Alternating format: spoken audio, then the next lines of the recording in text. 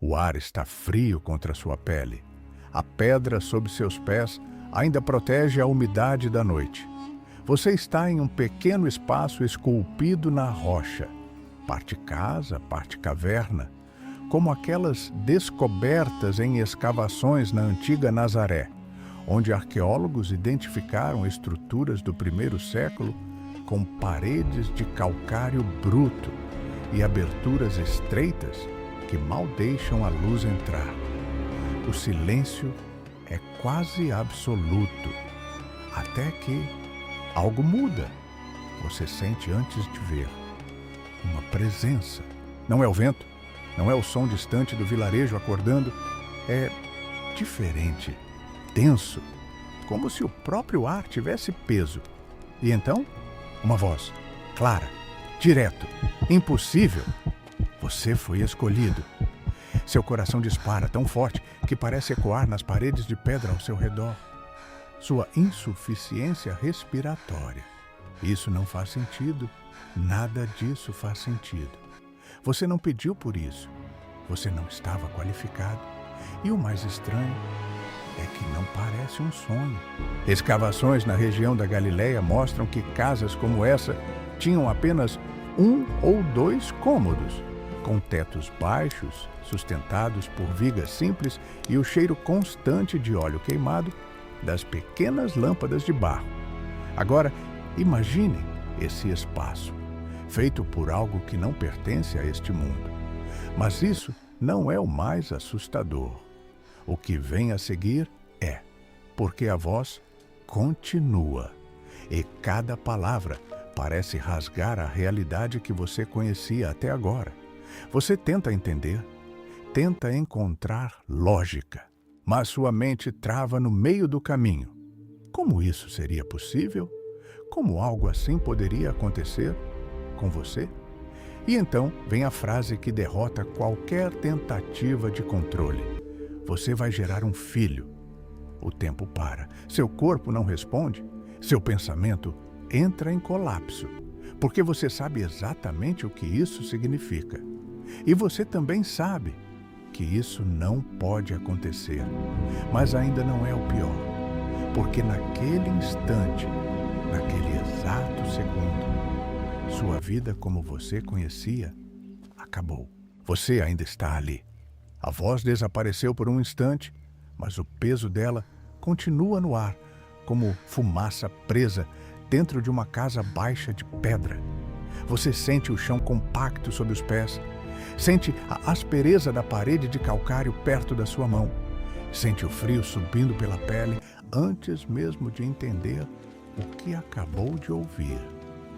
Nazaré não é um lugar onde coisas grandiosas acontecem. É um vilarejo pequeno, de casas simples, parcialmente escavadas na rocha, com pátios de terra batida, cisternas cortadas no leito de pedra e lâmpadas de barro, que produzem mais fumaça do que luz. Evidências arqueológicas em Nazaré revelam habitações do período romano inicial com cômodos modestos, áreas de armazenamento e estruturas domésticas profundamente ligadas à sobrevivência diária. Você conhece esse mundo? O som da pedra de moer grãos antes do nascer do sol, o cheiro do pão assando no forno de barro, o peso da água carregado em jarros, o olhar das outras mulheres, as regras não ditas, os comentários baixos, a vida inteira medida pela honra da família. E agora, uma promessa impossível acaba de entrar nesse espaço comum. Mas é isso que a maioria esquece. O anjo não apareceu em um palácio, não falou com uma rainha cercada de servas, não escolhia uma sala dourada em Jerusalém, nem o pátio do templo, nem a casa de um sacerdote poderoso. Ele entrou no mundo de uma jovem de Nazaré, um lugar tão comum que quase ninguém esperava algo vindo de dali. Seu peito ainda sobe e desce rápido. Você tenta se firmar, mas por dentro tudo se move. Maria era noiva. E naquela cultura, o noivo judaico não era uma intenção vaga. Era um compromisso legalmente sério. A ruptura espontânea é formal. A confiança de uma jovem poderia ser destruída antes que ela tivesse chance de explicar qualquer coisa. Então, você entende o peso? Não era apenas uma mensagem bonita. Era risco. Era exposição. Era o começo de uma vida que ninguém ao redor conseguiria compreender. A casa continua a mesma. A pedra continua fria. O vilarejo continua lá fora, pequeno, rígido, observando tudo mesmo quando parece silencioso. Mas dentro de Maria, algo já começou um tremor. Porque uma coisa é ouvir que Deus tem um plano. Outra coisa é perceber que esse plano pode custar tudo. Antes da voz do anjo, havia apenas a ordem comum dos dias. Você acordou antes da luz. O frio vinha primeiro, preso nas paredes de calcário. Depois vieram os filhos, passos no pátio, jarros sendo movidos, pedra contra pedra, esmagando grãos. Nas aldeias galileias do primeiro século, a vida doméstica girava ao redor desse tipo de trabalho repetido. Água, farinha, pão, tecido, limpeza, espera. Maria cresceu nesse ritmo, não como um personagem distante em vitral colorido, mas como um jovem real, em um vilarejo real, com mãos provavelmente marcadas por tarefas reais. As escavações na Nazaré revelam casas simples, cisternas escavadas na rocha e recipientes de pedra calcária usados por famílias judaicas que se preocupavam com o ritual de pureza. Esse detalhe é importante porque mostra um ambiente devoto, simples e profundamente moldado pela lei. E é dentro desse mundo que a promessa chega. Mas aqui está o detalhe que muda tudo. Maria não estava apenas prometida a José no sentido moderno. O compromisso de casamento judaico envolve uma aliança reconhecida socialmente.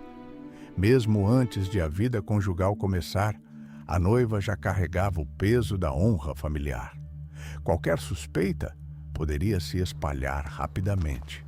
Em uma aldeia pequena, não existia anonimato.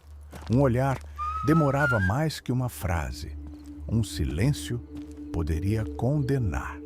Você sente isso agora? A promessa não veio separada do perigo. Quando o anjo anuncia que ela terá um filho, ele não entrega primeiro um mapa, uma explicação pública, uma defesa diante dos vizinhos. Ele entrega uma palavra.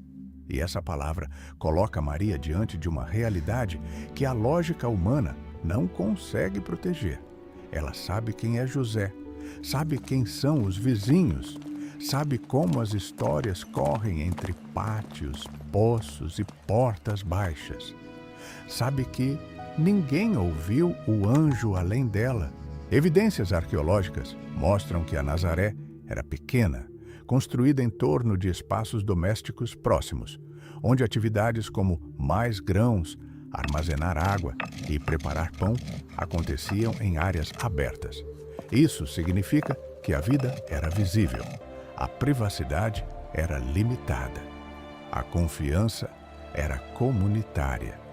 Então a pergunta cresce por dentro: como explicar o invisível para pessoas que só enxergam o visível? E é aqui que Maria deixa de ser apenas símbolo. Ela se torna humana, porque antes de aceitar o milagre, ela precisa encarar o custo do milagre. O chamado de Deus não entra em uma vida vazia. Ele entra em uma vida cheia de vínculos, expectativas, medos, nomes, rostos e consequências.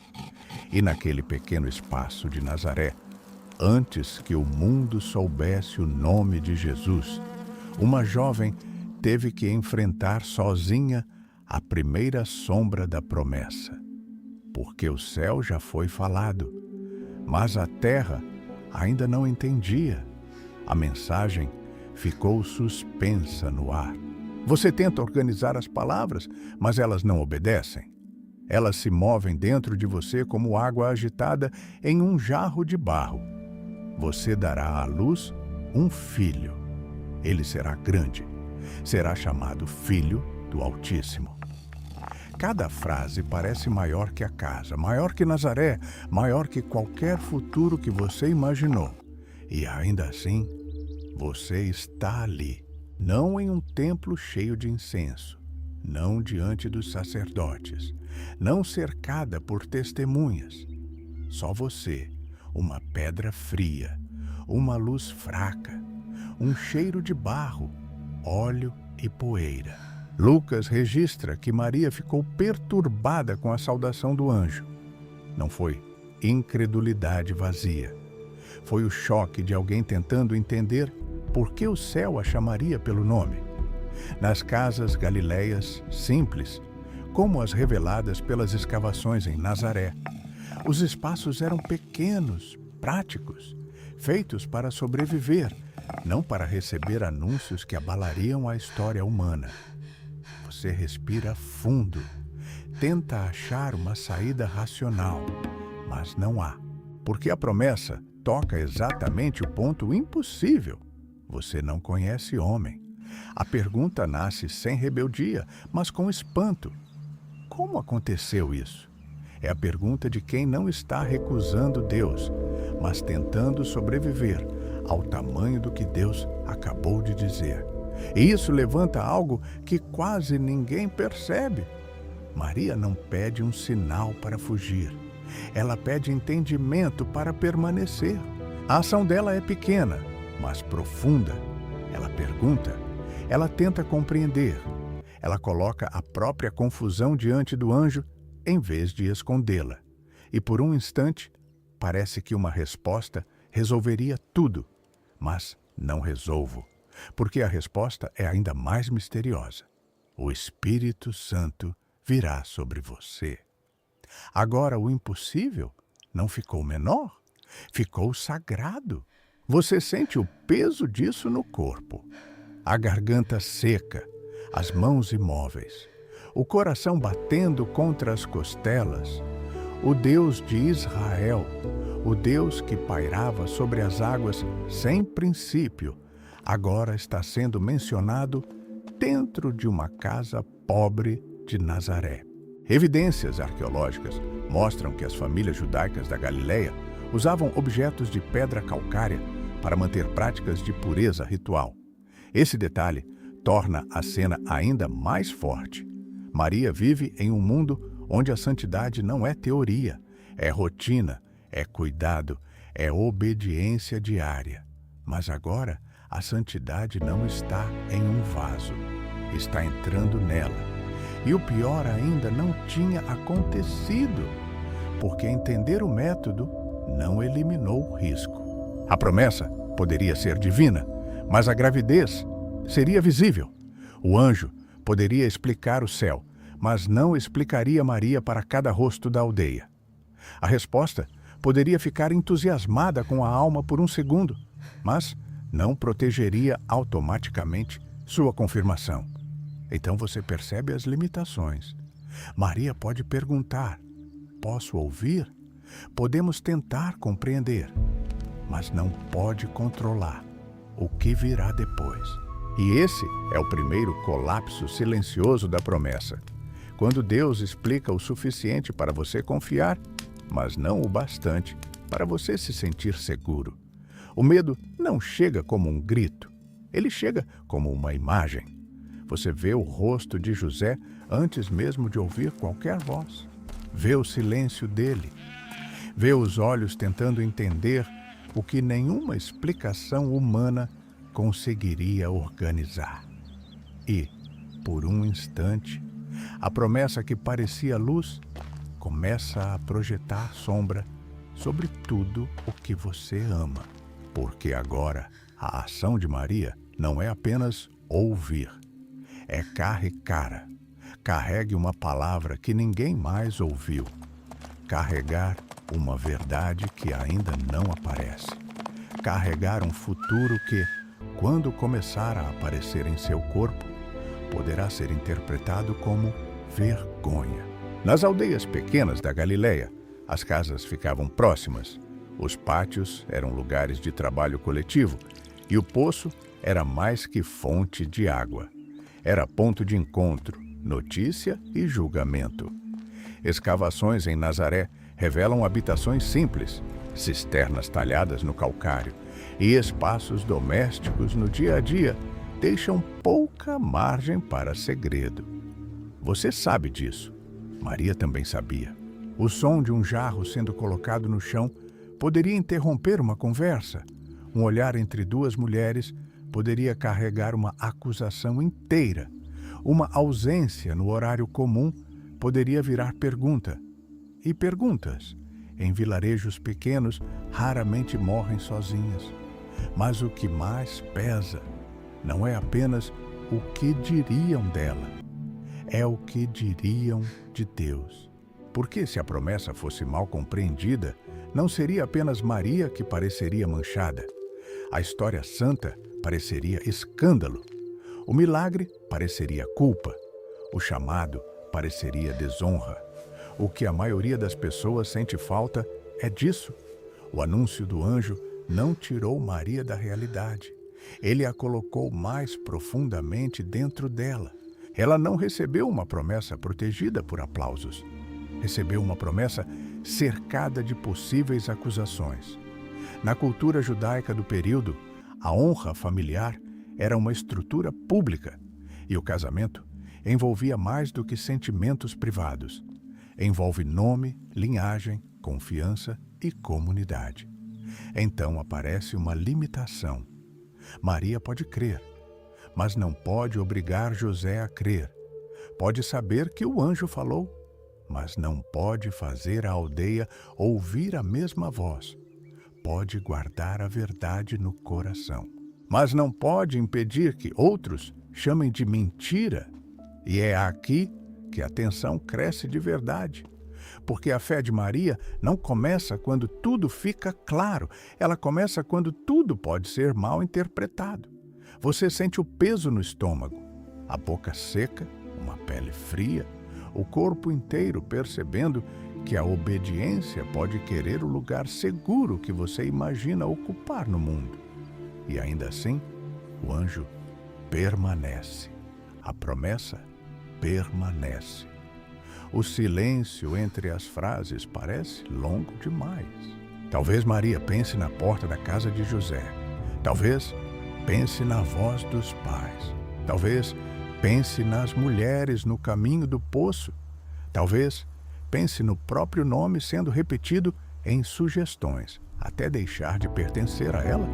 Mas o pior ainda não tinha acontecido, porque o julgamento dos outros ainda era apenas uma possibilidade. O conflito mais profundo não estava fora, estava começando dentro dela. Maria não está lutando contra Deus, ela está lutando contra o tamanho do sim. E isso é diferente. Você percebe a promessa diante dela como uma porta aberta para um caminho que não pode ser visto até o fim. O anjo falou: o céu entrou em casa. Mas agora há um espaço silencioso entre a mensagem e a resposta. E é nesse espaço que a alma treme, porque uma parte dela entende, outra parte sente medo, e as duas são reais. A luz toca as paredes de calcário. O cheiro de terra, óleo queimado e pedra fria continua ali. Nada no ambiente mudou. As casas de Nazaré, escavadas em parte no leito rochoso e completadas com pedra local, foram feitas para resistência, não para grandeza. Eram espaços de sobrevivência, lugares onde as pessoas aprenderam a obedecer em pequenas coisas antes de serem chamadas para coisas impossíveis. E Maria conhecia a obediência, conhecia a lei, conhecia as orações, conhecia o Deus de Abraão, Isaque e Jacó. Mas agora esse mesmo Deus não estava pedindo apenas devoção, estava querendo corpo, futuro, reputação, controle. E isso levanta uma questão: o que acontece quando a vontade de Deus não ameaça apenas seus planos, mas também a imagem que os outros têm de você. Maria poderia tentar se proteger, podia pedir mais tempo. Você poderia desejar uma explicação pública, algo que tornasse tudo menos perigoso. Mas o chamado não vem acompanhado de garantias sociais. Ele vem acompanhado de presença. O poder do Altíssimo te envolverá. A frase é Papai Noel, mas também é esmagador. Porque estar envolvido pelo Altíssimo não significa ser poupado da dor. Significa pertencer a Deus no meio da dor. Significa ser guardada por uma presença que talvez ninguém ao redor possa enxergar. Você sente esse conflito no peito dela. A lógica diz, isso vai destruir sua vida. A fé sussurra, isso vai gerar vida. A lógica calcula perdas. A fé confirma a voz. Um olhar lógico para Nazaré. A fé olha para Deus. E por alguns segundos, talvez os mais longos de sua vida, Maria está entre esses dois mundos. Evidências arqueológicas mostram que as comunidades judaicas da Galileia preservavam práticas de pureza e identidade religiosa por meio de objetos cotidianos, como recipientes de pedra calcária, usados porque não se tornavam ritualmente impuros, como a cerâmica comum. Isso revela uma fé vívida nos detalhes, não apenas em discursos. E Maria era filha desse mundo. Um mundo onde obedecer a Deus não era abstrato, era diário, era física, era caro. Mas agora a audiência alcança um ponto em que nenhuma rotina estava completamente preparada. Não se trata de acender uma lâmpada antes do pôr do sol. Não se trata de separar o alimento, guardar o sábado ou recitar uma oração. Trata-se de entregar a própria história. E o pior ainda, não foi a decisão. Era saber que depois dela não teria como voltar a ser apenas a jovem que era antes.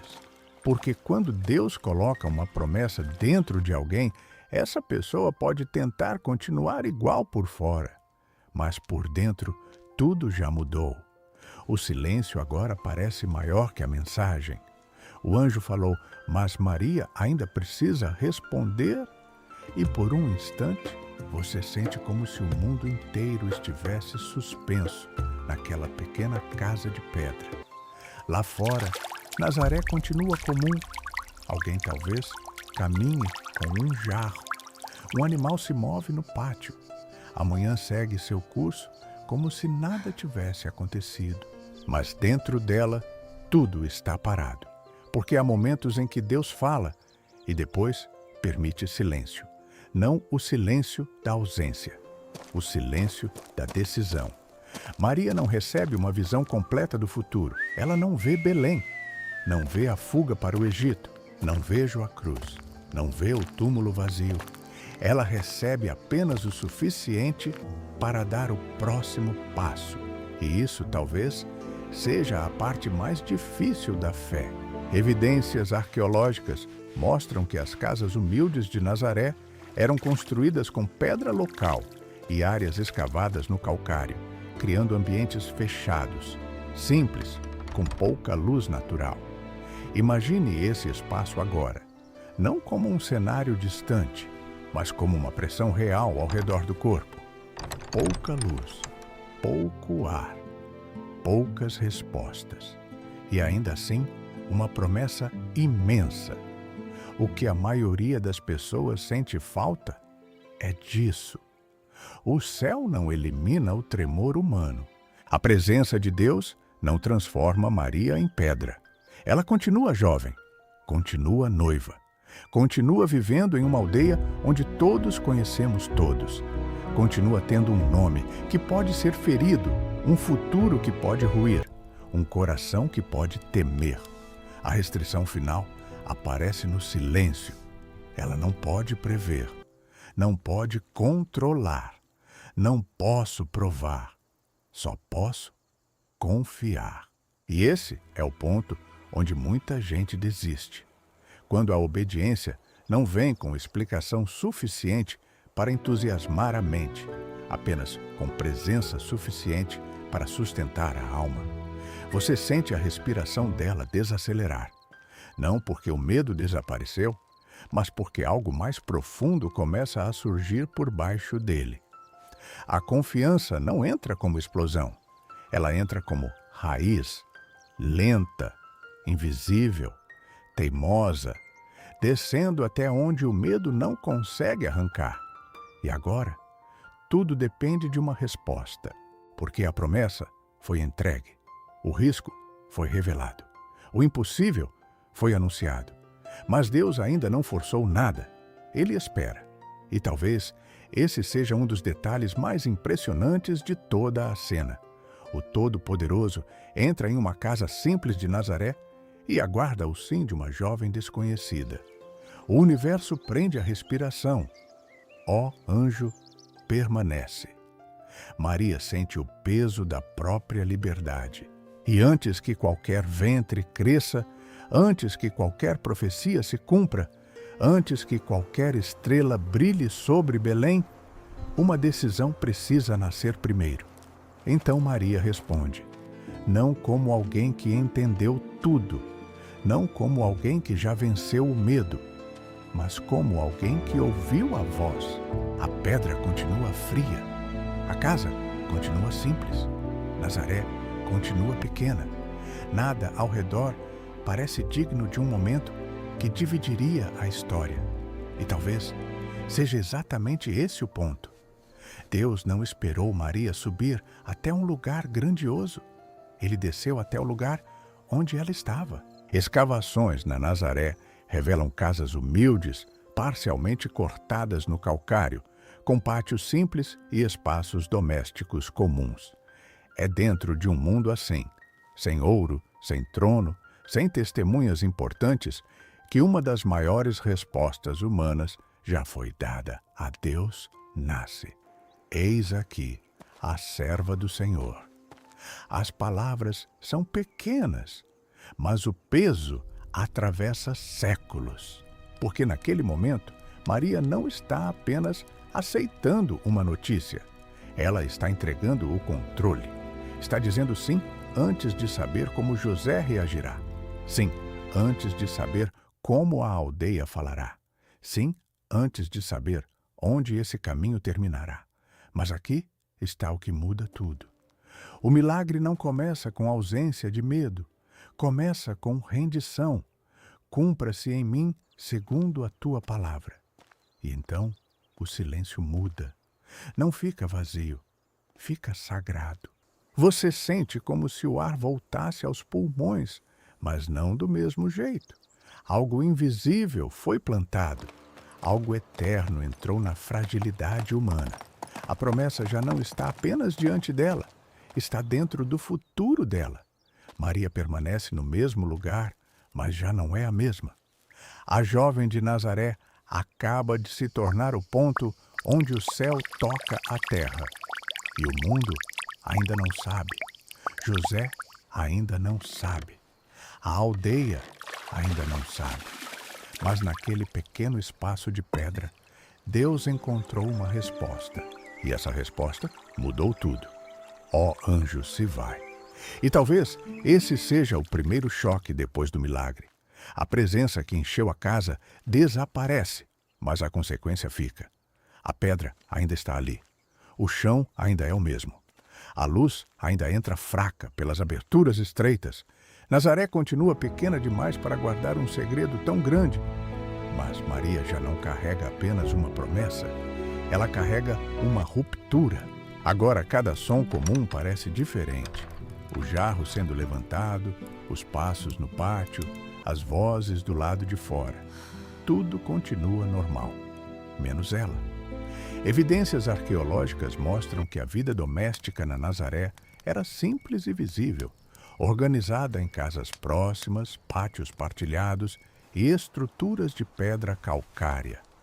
Em um lugar assim, uma mudança no corpo de um jovem não permaneceria escondida para sempre. E esse é o impacto real. A acessível não fecha a tensão. Ela inicia o caminho. Maria ainda precisará olhar para José.